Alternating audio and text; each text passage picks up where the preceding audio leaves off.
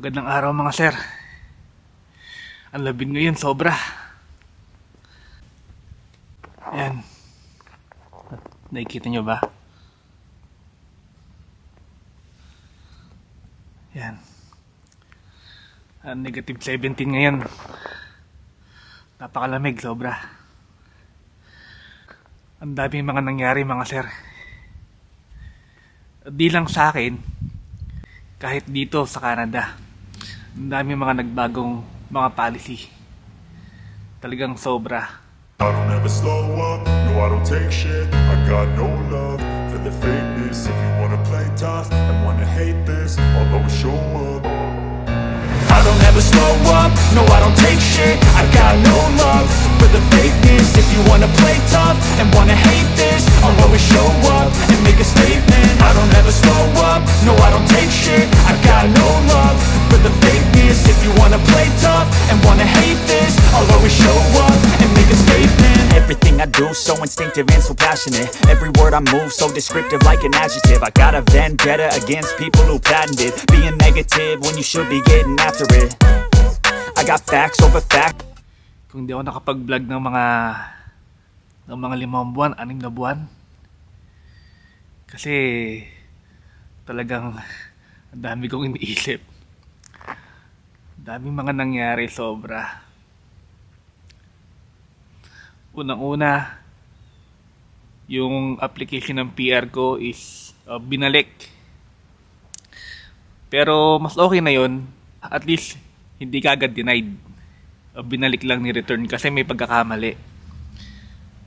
So, binalik siya ng July. Tapos, na-re-apply namin ng August. Pero after pa nun,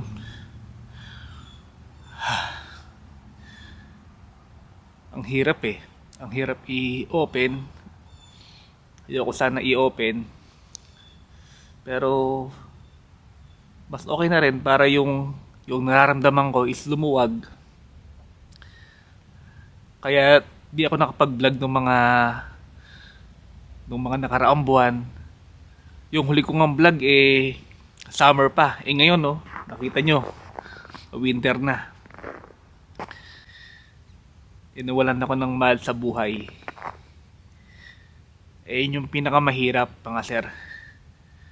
Pag nasa abroad ka o pag nandito ka sa ibang bansa, tapos yung wala kang magawa, yung hindi ka makauwi, nawala yung tatay ko mga sir. Ang hirap nun, ang sakit nun, kaya talagang araw-araw kulutang ako. Kasi wala akong magawa eh. Kahit na yung gustong-gusto kong umuwi, hindi ako makauwi. Kaya syempre, eto, dapat magpatuloy sa mga pangarap natin. Kaya laban lang talaga ako, laban lang. Tapos dito sa Canada, ang daming mga pagbabago. Iisa-isahin natin yun mga sir. Pero siguro baka hindi ko lahat ma-open or masabi or mapaliwanag. Pero isa-isahin natin yung mga sir. Tapos mga sir, nung last week, December 5, ang na-receive ko is yung refusal. Mga first week ng December, ang daming mga refusal ng immigration. Parang ayun yung week na tingin ko nag-open sila ng mga application. Kasi ang dami kong mga nakikita, nababasa, napapanood. Mas lalo na yung mag-asawa na si Alwin and Emma, kung alam nyo, sa Calgary. Na-refuse yung application ng open work permit ni Boss Alwin. Pero tingin ko magagawa nila ng paraan yan kasi may pagkakamali siguro sa officer or masyado lang sigurong nagmandali yung officer, parang sa akin mga sir. Na-refuse yung bridging open work permit ko Although alam ko may mali dahil wala pang AOR nung nag-apply. Kaya alam ko mare-refuse kasi ano hanggang ngayon wala pa yung yung AOR ng application ko ng PR. Medyo matagal na. Ayun nga, ang dami ko rin mga nababasa, napapanood, nakikita na yung application nila ng PR almost 6 months na wala pang AOR. Siguro sadyang mabagal lang ngayon. So ayun nga, yung bridging open work permit ko is na-refuse. Dahil ang reason is na-cancel daw yung PNP ko, yung provincial nominee na dito kung asan ako sa Alberta. Pati yung PR ko, pati yung PR application ko raw is na-cancel. Nag-confirm naman ako sa government ng Alberta nung araw na yon. Tumawag ako at na-confirm ko naman na okay naman yung nomination ko. Nagtataka sila bakit daw, or nasabi niya nung officer dito sa government of Alberta nung pag-confirm ko, baka daw human error. Kasi nag-apply pa nga, kasi yung kaka-apply ko pa nga lang din ng extension ng nomination ko. Tapos nag-apply din ako ng letter of support para sa application ng work permit habang wala pa rin yung approval ng PR ko. Ayun, daming mga mga refused or denied application na mga nakikita at nababasa ko.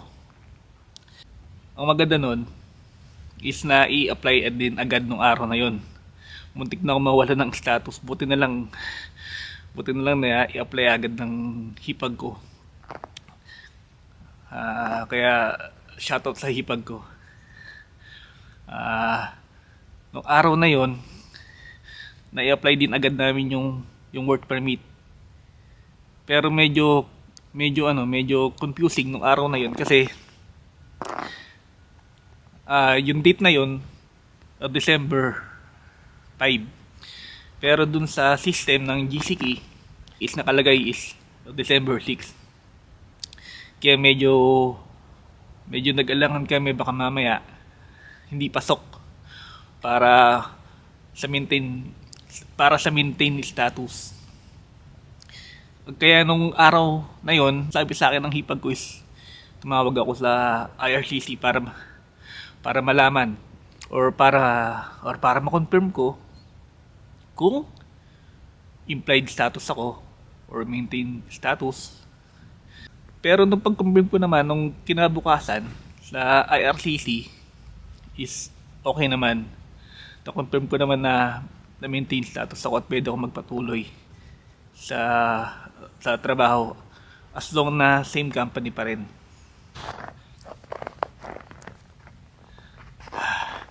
Ang daming nangyari. Ang hirap isipin sa dami ng mga nangyari ngayon. Umpisahan natin nung January 2024. Nagdaba sila ng cup para sa mga student dito sa Canada. Tapos sumunod mga sir, nagkaroon ng pagbabago sa PGWP at Open Work Permit. Tapos nung nagkaroon ng pagbabago sa PGWP at Open Work Permit, ayun na, talagang ang daming talaga mga nagpanic. Kahit ako mga sir kahit hindi ako Open Work Permit or student, pero ako, temporary foreign worker ako, kaya talagang napapaisip ako kahit na meron akong application ng PR. Kasi syempre yung mga international students, kasi kasama nila yung mga asawa nila, yung mga spouses nila, pati yung mga anak nila, para yung mga asawa nila makapagtrabaho dito at yung mga anak makapag-aral. Tayong mga Pilipino kasi tayo makapamilya tayo di ba? Parang ang gusto natin palagi is yung kasama natin sila, asawa at anak, kahit saan tayo magpunta. Kaya kahit mahirap ginagawa natin. Ayun nga, dahil nga sa mga pagbabago, talagang nagpanic yung mga international student, and spousal open work permit. At dahil doon sa mga pagbabago na yon, ayun nga, nagkaroon ng limit. Certain programs na lang yung mga pwede mong isama yung asawa mo, tulad ng mga doctorate or masteral or ibang certain na courses ng PGWP. Kaya ayun talaga yung nakapagpapanik sa mga dito, sa mga yung kabayan natin or mga international students dito sa Canada. At yun, hindi pa natapos dyan. Itong third quarter, itong nung August, may pagbabago na namang announcement dito sa Canada. And it was effective immediately. At tinanggal nila yung temporary policy na kung saan na kung visitor ka ay pwede ka mag-apply para sa work permit until January or February 2025. Kaso ayun nga, binago nila agad-agad. Kaya noong August hindi na pwede mag-apply yung mga naka-visitor dito sa Canada para makapaghanap ng employer or makahanap ng work permit. Ang lamig mga sir, grabe. Negative 17.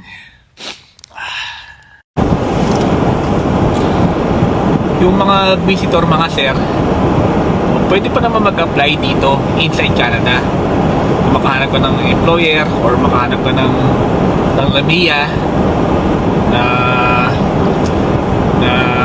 makapagbibigay sa'yo ng suporta para makapag-apply ng work permit, pwede pa naman. Pero ang application ng work permit outside Canada na, hindi na inside Canada. Kaya yung mga visitor ngayon or yung mga tourist dito na nandito pa rin na umaasa na baka makahanap ng LAMIA or ng employer, pwede pa naman. Kaso nga lang, outside Canada nga lang yung application ng work permit. Kaya sa mga visitor or mga tourist na nandito pa rin, pwede pa rin naman kayo makapaghanap or makapag-apply ng work permit outside Canada nga lang. Kung meron kayong employer or kung meron kayong makuwang LAMIA. At alam ko mga sir, marami tayong mga kabayan o mga Pilipino na talagang sumugal para magpunta rito, para maghanap ng trabaho, o kahit mga hindi mga Pilipino, kahit mga ibang lahi mga sir. Alam ko, ang dami nating mga sumugal. Kaya sigurado ako, ang dami na naman talagang mga nagpanik dahil sa mga pabago-bago mga policy dito sa Canada. Yung mga kababayan natin na talagang umaasa dito na sana makakuha ng status, pero laban lang mga sir. Huwag tayo sumbuko hanggat meron tayong nakikita ang butas mga sir. Tapos mga sir, itong last quarter, ito namang LAMIA ang tinira nila. Nagkaroon ng 20% na threshold. At dahil nga doon mga sir, syempre dapat mas mataas na yung ibibigay ng employer dun sa minimum wage na dapat ipapasahod niya. At syempre, para ma-approve yung LMIA, dapat mas mataas yung ibigay or yung offer ng employer doon sa minimum wage. At syempre, yung mga employer, mas pipiliin na lang nila yung mga locals kaysa mag-sponsor sila ng outside the country na employee or staff, di ba? At tapos nun mga sir, after nun, nagkaroon na naman ng bagong changes mga sir. Na yung maximum duration ng employment na 2 years, magiging 1 year na lang. Kaya parang mas lalong nagpahirap pa sa mga temporary foreign worker na bagong darating dito yun. Kasi biruin nyo, di ba? From 2 years na employment, magiging 1 year na lang. Paano kung meron ka pa mga utang nung bago ka magpunta dito? Sigurado ako, baka di mo pa mabayaran yon, or maaari talagang hindi mo pa mabayaran yung mga utang mo sa loob ng 1 year na work permit mo dito. Sa mga low wage pala yun mga sir, o nga pala, na maximum 1 year na lang yung contract ng employment. So makakuha ka nga ng work permit at makalusot ka man sa butas ng karayom, parang ang hirap pa rin kasi ano lang 1 year lang yung work permit mo. Talagang napaka-challenging ngayong 2024 mga sir. Talagang napakahirap mga sir. Tapos mga sir, yung immigration plan ng Canada sa mga susunod na taon, mas pinababa pa nila yung bilang. Kung dati is nasa mga 500,000 every year, ngayon nasa around 300,000 na lang. Kaya talagang napaka-laking pagbabago dito ngayon sa Canada. Kaya ngayon talagang ang dami talagang pagbabago dito sa Canada. Alam niyo mga sir, sigurado ako hindi pa tapos yung mga pagbabago dito sa Canada. Marami pang mga pagbabago mga mangyayari dito.